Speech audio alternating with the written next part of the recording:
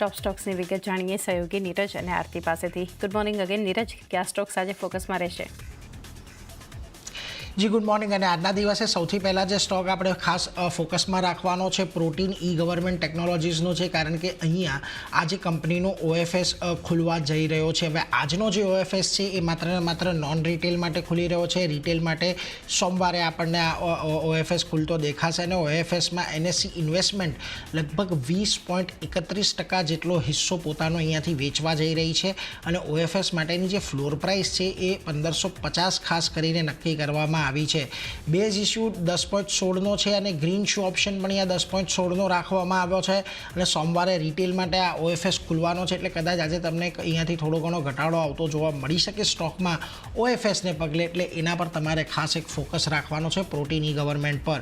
આ ઉપરાંત તમને અદાણી ગ્રુપ આજે ફરી પાછું થોડું ઘણું એક્શનમાં દેખાઈ શકે છે। ગઈકાલે આપણે જે સમાચાર જોયા, સમાચાર બાદ તમામ સ્ટોકની અંદર એક મોટો ઘટાડો આવ્યો હતો, પરંતુ ગઈકાલની ઘટના બાદ કેન્યાની અંદર જે છેલ્લા એકાદ બે ત્રણ મહિનામાં જે આ કંપનીનો ઓર્ડરો મળ્યા હતા એ ફરી એક વખત રદ કરવામાં આવ્યા છે। કેન્યાએ અદાણી ગ્રુપ સાથેની એક પ્રસ્તાવિત ડીલ રદ કરી છે। હવે રાષ્ટ્રપતિ રૂટોએ જે મુખ્ય એરપોર્ટનો જે ઓર્ડર છે એ અદાણી એરપોર્ટને આપવાનો નક્કી કર્યો હતો એ એક રદ કરી નાખ્યો છે અને આ ઉપરાંત પાવર ટ્રાન્સમિશન લાઇન માટે 70 કરોડની એક કરાર કર્યા હતા, એ કરાર પણ અહીંયાથી ખાસ કરીને રદ કરવામાં આવ્યા છે, એટલે એના પર એક ફોકસ રાખજો। આ ઉપરાંત તમને ઓક્ટોબરમાં અદાણી એનર્જીએ આ પાવર પરચેઝ ડીલ કરી હતી, જેને લઈને અત્યારે આ આપણને એક્શન આવતો દેખાઈ રહ્યું છે। ગઈકાલે ખાસ કરીને યુએસની અંદર જે ત્યાંની ડિસ્ટ્રિક્ટ કોર્ટ દ્વારા આરોપો લગાડવામાં આવ્યા એને લઈને ગઈકાલે એક મોટો ઘટાડો આપણને ત્યાંથી આવતો જોવા મળ્યો હતો, એટલે કેન્યાનું જે રિએક્શન છે આ ગઈકાલે જે આપણને આ સમાચાર આવતા જોયું એની પ્રતિક્રિયા રૂપે આજે આ પગલાં આવતા કેન્યાની અંદર દેખાઈ રહ્યા છે, એટલે એના પર એક ફોકસ તમારે ખાસ રાખવાનો છે। બીજી તરફ એફકોન ઇન્ફ્રા એમણે એક પ્રોજેક્ટ મળ્યો છે ઉત્તરાખંડ ડેવલપમેન્ટ અને કન્સ્ટ્રક્શન કોર્પોરેશનના એક પ્રોજેક્ટ માટે તેમણે સૌથી ઓછી બોલી લગાવી છે અને 1274 કરોડના પ્રોજેક્ટ માટે તેઓ L1 બિડર એટલે કે સૌથી ઓછી બોલી લગાવનારી કંપની તરીકે જાહેર થયા છે, એટલે આજે અહીંયા ધ્યાન રાખજો, એફકોન ઇન્ફ્રા આજે ફોકસમાં રહેશે। બીજી તરફ તમને હ્યુન્ડાઈ મોટર્સ અને પણ ખાસ ધ્યાને રાખવાનું છે, કારણ કે તેમણે ફોર્થ પાર્ટનર સાથે એનર્જી સાથે પાવર પરચેઝ અને શેર હોલ્ડિંગ કરાર કર્યા છે।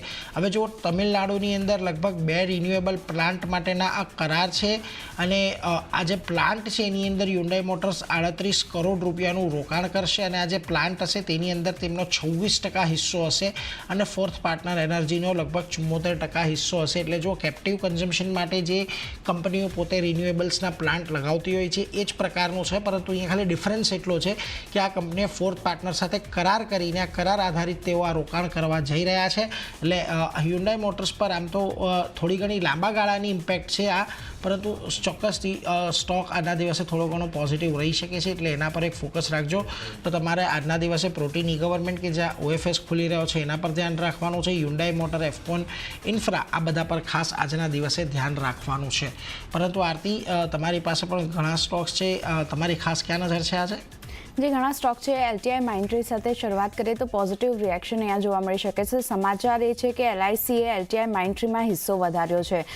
કંપનીએ હિસ્સો 5.033%થી વધારી 7.034% કર્યો છે। એલઆઈસીએ એલટીઆઈ માઇન્ડટ્રીમાં હિસ્સો વધાર્યો છે અને એલઆઈસીએ કંપનીમાં 20 માર્ચથી 19 નવેમ્બર વચ્ચે ખાસ કરીને હિસ્સો જે છે તે વધાર્યો છે, તો એક પોઝિટિવ રિએક્શન આપણને એલટીઆઈ માઇન્ડટ્રીમાં બનતું દેખાઈ શકે છે। એલઆઈસી પર પણ એક્શન જોવા મળી શકે છે, તો ખાસ ફોકસ આ બંને કાઉન્ટર રાખવાનું રહેશે। નેક્સ્ટ જે કાઉન્ટર આપણને રિએક્શન બતાવશે તે ખાસ કરીને ટાટા પાવરનું છે। સારા સમાચાર અહીંયા આવતા દેખાઈ રહ્યા છે, એમઓયુ સાઇન કર્યા છે, ખાસ કરીને એશિયન ડેવલપમેન્ટ બેંક સાથે આ એમઓયુ જે છે તે સાઇન કરવામાં આવ્યા છે। ક્લીન એનર્જી પ્રોજેક્ટ માટે એમઓયુ સાઇન કર્યા છે અને લગભગ $425 કરોડના એમઓયુ જે છે તે અહીંયાથી કરવામાં આવ્યા છે કંપની તરફથી, તો એક ટાટા પાવર પર પણ એક પોઝિટિવ રિએક્શન આપણને જોવા મળી શકે છે, અહીંયા પણ એક ફોકસ રાખવાનું રહેશે। નેક્સ્ટ એસજેવીએનની વાત કરી લઈએ તો અહીંયા પણ એમઓયુ કરવાના સમાચાર આવતા દેખાઈ રહ્યા છે। રાજસ્થાન સરકારના એનર્જી ડિપાર્ટમેન્ટ સાથે ખાસ કરીને કંપનીએ એમઓયુ સાઇન કર્યા છે અને રાજ્યમાં રિન્યુએબલ એનર્જી ડેવલપમેન્ટ માટે આ MOU જે છે તે કરવામાં આવ્યા છે. 5 ગીગાવોલ્ટ પંપ સ્ટોરેજ પ્રોજેક્ટ અને 2 ગીગાવોલ્ટ ફ્લોટિંગ સોલાર પ્રોજેક્ટ માટે આ MOU કરવામાં આવ્યા છે, ખાસ કરીને રાજસ્થાન સરકારના એનર્જી ડિપાર્ટમેન્ટ સાથે. તો SJVN આજે પણ નજરમાં રાખવાનું રહેશે. અહીંયા પણ એક પોઝિટિવિટી આપણને બતાવી શકે છે સ્ટોક.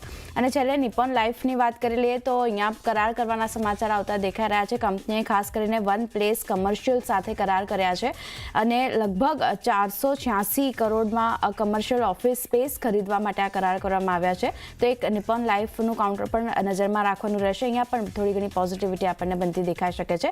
ફોકસમાં અહીંયા પણ રાખવાનું રહેશે. તો ચાંદની આ બધા સ્ટોક જે નીરજ જણાવ્યા મેં જણાવ્યા બધા નજરમાં રહેશે. જી, તો બધી કંપનીઓ આજે આપણે